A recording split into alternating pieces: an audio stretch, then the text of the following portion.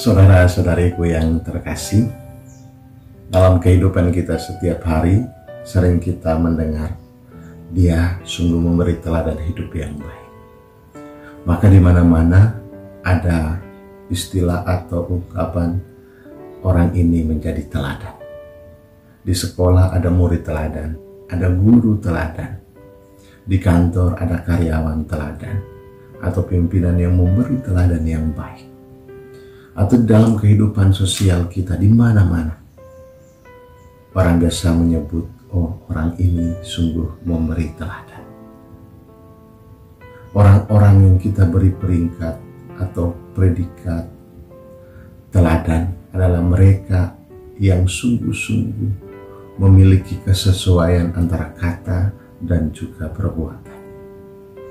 Atau juga memberikan contoh yang baik, menjadi yang terbaik dari yang lain dalam kehidupan, soal sikap, soal disiplin, dan lain sebagainya. Dari pemenuhan semua itu, lalu kita mengatakan dia sungguh-sungguh orang yang bisa menjadi teladan. Menjadi pertanyaan buat kita, dalam kehidupan kita siapa yang menjadi teladan buat kita? Anak-anak bisa mengatakan orang tua menjadi teladan saya. Para murid bisa mengatakan guru ini menjadi teladan saya. Dan masih banyak hal lain. Pertanyaan lanjutnya, sebagai orang beriman, siapa yang patut kamu teladan? Saudara-saudariku yang terkasih, dalam sabda Tuhan hari ini kita semua mendengarkan bahwa Kristuslah yang menjadi teladan hidup kita. Paulus dalam bacaan kedua menegaskan dengan sangat baik, hendaklah kamu hidup seperti Yesus Kristus. Ia sudah memberikan teladannya. Ia yang adalah Allah, tetapi mengambil rupa manusia, merendah untuk sama seperti kita.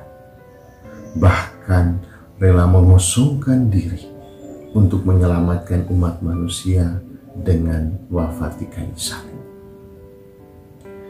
Ia yang ada setara dengan Allah mengambil rupa manusia. Ia mau mengalami sama seperti kita, menegaskan bahwa belas kasihnya jauh lebih besar untuk menyelamatkan kita semua. Maka keselamatan bagi Allah adalah ada untuk semua orang. Dan itu sungguh diteladankan oleh Yesus dengan mau sama dengan kita semua. Maka kita semua sebagai umat beriman, sabda Tuhan hari ini mengajak kita semua supaya turut meneladani Kristus. Supaya kita bisa mengikuti Kristus. Supaya kita bisa memberikan teladan dalam kehidupan umat beriman. Maka apa saja yang perlu kita perhatikan? Apa saja yang perlu kita usahakan, apa saja yang perlu kita perjuangkan dan kita lakukan di dalam kehidupan kita. Yang pertama, kesesuaian kata dan tindakan. Kita tidak manis di mulut dengan kata-kata yang indah, tetapi dengan tindakan-tindakan nyata. Abaikan sikap anak sulung yang kita dengarkan dalam bacaan Injil yang mengatakan ya, tetapi tidak melakukan. Dan belajar seperti anak bungsu yang meski menjawab tidak, tetapi kemudian menyadari kesalahannya dan melakukan.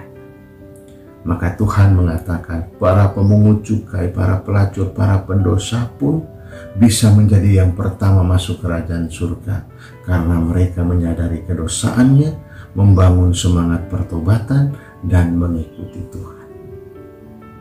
Yang kedua adalah rendah hati untuk mengutamakan kepentingan bersama. Kepentingan pribadi itu baik, namun jangan sampai kita jatuh dalam egoisme. Kita turut ambil bagian dalam kepentingan bersama, agar keselamatan bukan untuk diri kita sendiri, melainkan untuk semua, sebagaimana kematian Yesus untuk menyelamatkan semua orang. Maka di sini ditekankan sikap solidar. solider dalam kebaikan, solider untuk semangat pertobatan, solider untuk saling menyelamatkan, bukan solider dalam kesalahan. Yang ketiga adalah bertobat dari kesalahan. Pertobatan itu untuk keselamatan diri sendiri, sehingga tidak harus menunggu perintah orang lain untuk menobatkan kita. Masing-masing bertanggung jawab atas dirinya sendiri. Sabda Tuhan menyadarkan, sesama menasehati, dan situasi di sekitar meneguhkan kita. Maka pertobatan itu lahir dari dalam diri kita, bukan karena paksaan atau dari orang lain. Karena apa? Karena kesadaran untuk keselamatan harus tumbuh dan lahir dari dalam diri kita sendiri. Banyak orang boleh menasihati, sabda Tuhan boleh didengarkan sebanyak-banyaknya, tapi tanpa gerakan pertobatan dari dalam diri, maka semuanya akan berlalu begitu saja. Saudara-saudariku yang terkasih, sudahkah kita bisa menjadi teladan hidup dengan 3 semangat tadi? Kesesuaian kata dengan tindakan, mengutamakan kepentingan bersama, dan juga semangat pertobatan. Jika kata-kata kita belum bisa dipegang, perbuatan atau tindakan-tindakan kita masih jauh dari kebenaran, dan masih nyaman dengan kesalahan-kesalahan kecil yang kita buat, maka sabda Tuhan mengajak kita semua untuk bertobat. Bacaan pertama mengatakan, berbaliklah kepada Allah, karena orang berdosa bertobat, maka ia pasti hidup. Jadilah teladan hidup bagi sesama dengan hidup seturut ajaran Kristus. Konsisten melakukan apa yang kita katakan atau apa yang kita wartakan. Setia melakukan ajaran Tuhan dan bertobat saat kita salah jalan. Maka apa yang kita lakukan semuanya itu, kita sedang memberi teladan hidup beriman bagi sesama di sekitar kita. Kalau kita mau selamat, kita ikut teladannya Tuhan. Berani mengosongkan diri, solider dengan sesama, semangat untuk berbalik mengikuti jalan Tuhan. Maka kita yang terlambat, kita yang mungkin berdosa, kita yang diabaikan, bisa menjadi tempat pertama di hati Tuhan untuk mendapat keselamatan.